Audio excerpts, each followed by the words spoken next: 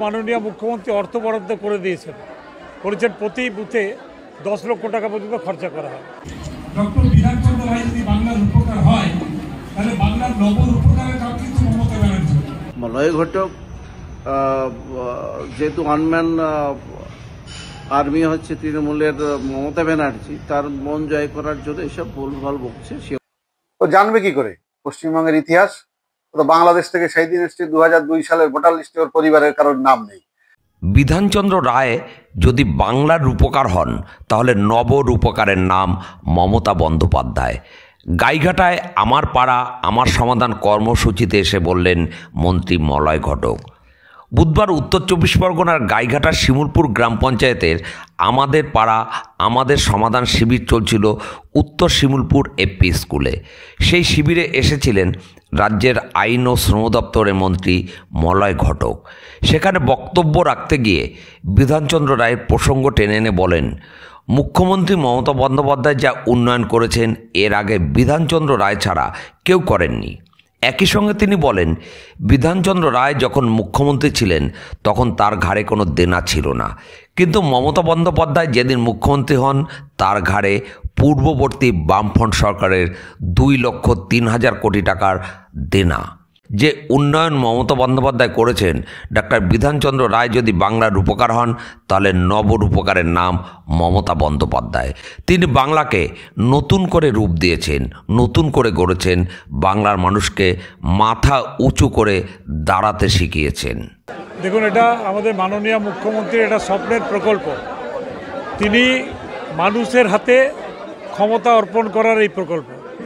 আজকে এই এলাকার মানুষ 3টে বুথে যারা বসবাস করেন তারা নিজেরা এসে ঠিক করে দিচ্ছেন সেই এলাকার উন্নয়ন কী কী হবে, এবং তার জন্য মাননীয় মুখ্যমন্ত্রী অর্থ বরাদ্দ করে দিয়েছেন, বলেছেন প্রতি বুথে 10 লক্ষ টাকা পর্যন্ত খরচা করা হয়। তবে এখানে আরও কিছু প্রস্তাব এসছে, যেমন একটা স্কুলের রিপেয়ারিং, সেখানে 3টে বুথের ছেলেমেয়েরা পড়ে। তো এখানেই প্রস্তাব দিচ্ছিল যে আমরা 3টে বুথ থেকেই যদি অল্প অল্প করে দিয়ে সেই স্কুলের রিপেয়ারিংটা করে দেওয়া যায় বা একটা রুম করে দেওয়া যায়। তো সবারই সামনে খুব ভালোভাবে আলোচনা হয়েছে, অনেকেই প্রস্তাব দিয়েছেন, এবং আশা করি মাননীয় মুখ্যমন্ত্রী যে উদ্দেশ্য নিয়ে এটা করেছেন সেই উদ্দেশ্য সফল হবে, এবং আগামী জানুয়ারি মাসের মধ্যে এই সমস্ত কাজের যে প্রতিফলন, সেই প্রতিফলন মানুষ দেখতে পাবে। দেখুন, আর্সেনিক নিয়ে আমাদের PHE public health engineering already কাজ করছে। তারা আর্সেনিক ফ্রি ওয়াটারের জন্য বিভিন্ন প্রজেক্ট করছে। এটা হচ্ছে পাড়াই সমাধান। পাড়াতে যে ছোটোখাটো কাজগুলো আছে, যেমন কোনো গলি ঢালাই করতে হবে, কোথাও ড্রেন করতে হবে, কোথাও স্কুলে পড়াশোনার জন্য হয়তো ক্লাসরুমে বেঞ্চ টেবিল করে দিতে হবে, কোথাও হয়তো ইলেকট্রিকের বাতি লাগিয়ে দিতে হবে। তো এই ধরনের পাড়াতে যে প্রবলেমগুলো আছে সেগুলো পাড়ার মানুষরাই সমাধান করবে। আপনি যেটা বললেন সেটা পাড়ায় যারা এসছেন তারা কিন্তু সেই প্রস্তাবগুলোর মধ্যে সেটা নেই।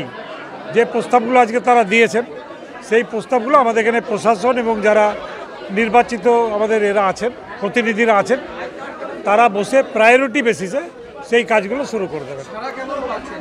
ব্যাপক সাড়া, আপনারাই তো দেখতে পেলেন, প্রচুর মানুষ এসছে। এটা এই প্রকল্পের সাথে রাস্তা বা আর্সেনিক ফ্রি জল সেটাকে মিলিয়ে ফেললে হবে না।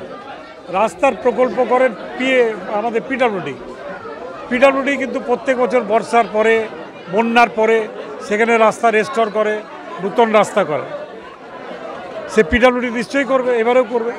আজ ঠাকুরনগরে মন্ত্রী মলয় ঘটক বললেন, বাংলার রূপকার যদি ডক্টর বিধানচন্দ্র রায় হয় তবে পশ্চিমবঙ্গের নবরূপকার মমতা ব্যানার্জি। কি বলবেন? দেখুন, এটা একটা হাস্যকর বিষয়। বাংলার প্রত্যেকটা অলিতে গলিতে ছোট থেকে বুড়ো সমস্ত ধরনের মানুষের কাছে একটা কথা জিজ্ঞেস করবেন, বর্তমান বাংলায় যে অবস্থান, বাংলায় দুর্নীতিতে ছেয়ে গেছে, বাংলায় 7 লক্ষ কোটি টাকার বেশি ঋণ, বাংলার চোরের রানীকে সবাই জানে মমতা ব্যানার্জি। এ নিয়ে আমাদের নতুন করে মানুষকে বোঝানোর কিছু নেই। মলয় ঘটক যেহেতু আনম্যান আর্মি হচ্ছে তৃণমূলের মমতা ব্যানার্জি, তার মন জয় করার জন্য এসব ভুলভাল বকছে। সেও জানে মমতা কত বড় দুর্নীতিবাজ, এবং মমতার আমলে বাংলা সারা বিশ্বের দরবারে কতটা কলঙ্কিত হয়েছে। ভারতবর্ষের পশ্চিমবঙ্গকে কালিমালিপ্ত করার আর এক নাম মমতা ব্যানার্জি। গঙ্গা দক্ষিণ বিধানসভার সাধারণ মানুষদের এটা দুর্ভাগ্য যে স্বপন মজুমদারের মতো একটা নিকৃষ্টতম ব্যক্তি তাদের বিধায়ক। ও জানবে কি করে পশ্চিমবঙ্গের ইতিহাস? ও তো বাংলাদেশ থেকে সেই দিন এসছে, 2002 সালের ভোটার লিস্টে ওর পরিবারের কারোর নাম নেই। ও নিজেই বলছে আমি 2012 সালে কি হয়েছি, নাগরিক হয়েছি, ভোটার লিস্টের নাম এসেছে, বাইরে ছিলাম। আদৌ বাইরে ছিল না বাংলাদেশে ছিল সে ওই জানে।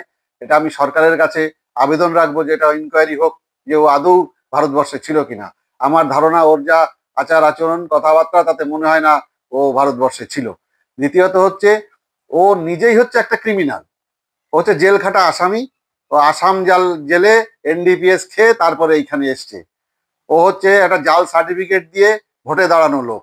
ওর কাছ থেকে মমতা ব্যানার্জির সার্টিফিকেট নিতে হবে, এটা মোদির কাছে আনন্দের বিষয় হতে পারে, কারণ ওর দলের সবই হচ্ছে ক্রিমিনাল, তার মধ্যে একটা ক্রিমিনাল স্বপন মজুমদার। মমতা ব্যানার্জির ওর সার্টিফিকেটের দরকার নেই। ও সামনে 26 সালে ও ভোটে দাঁড়াক, মমতা ব্যানার্জি ঠিক দেখিয়ে দেবে ওর কত ধানে কত চাল, ওর কত বড় সৎ আর কত বড় সতী। সেই জন্যে ওর সার্টিফিকেটের মমতা বন্দ্যোপাধ্যায়ের দরকার নেই।